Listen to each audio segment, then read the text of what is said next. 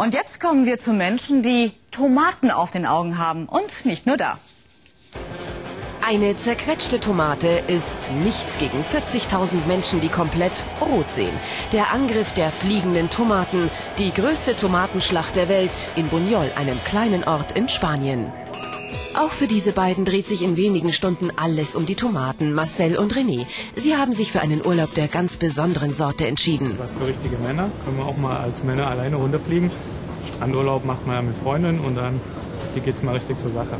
Fühlt man sich vielleicht auch wie ein kleines Kind noch mal richtig in den Matsch rein und so. Bestimmt klasse.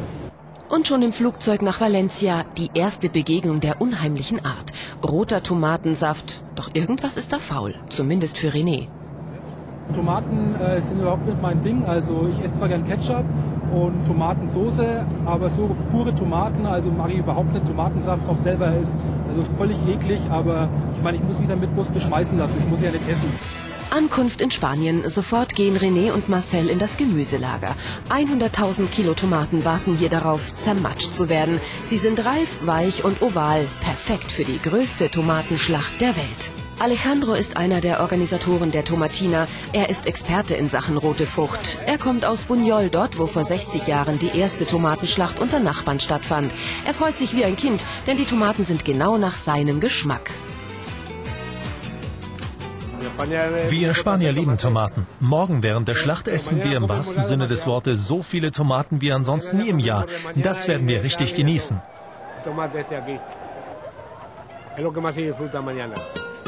Buñol am Vorabend der Tomatina. Die Ruhe vor dem Sturm.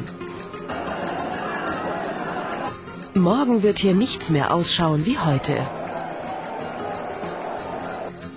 Herminio ist Inhaber eines Lebensmittelladens. Er verpackt seinen ganzen Laden in Plastikfolie.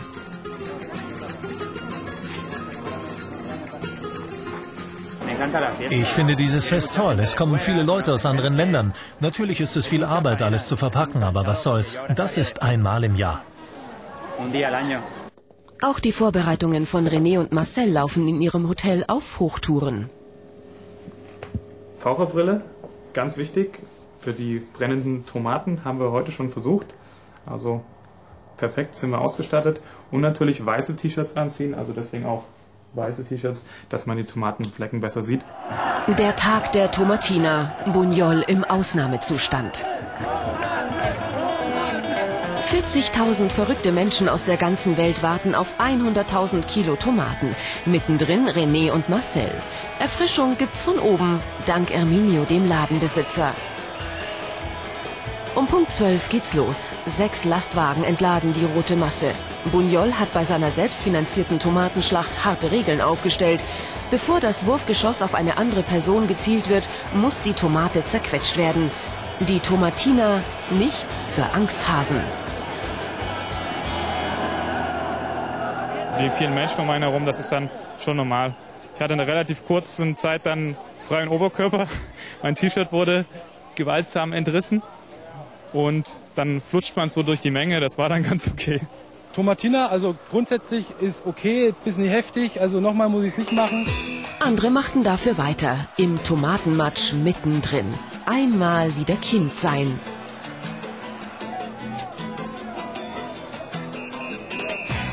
Nach gut einer Stunde ist dann alles vorbei. Bevor die Tomaten antrocknen, müssen die Einwohner von Buñol ran mit Besen und Wasserschläuchen.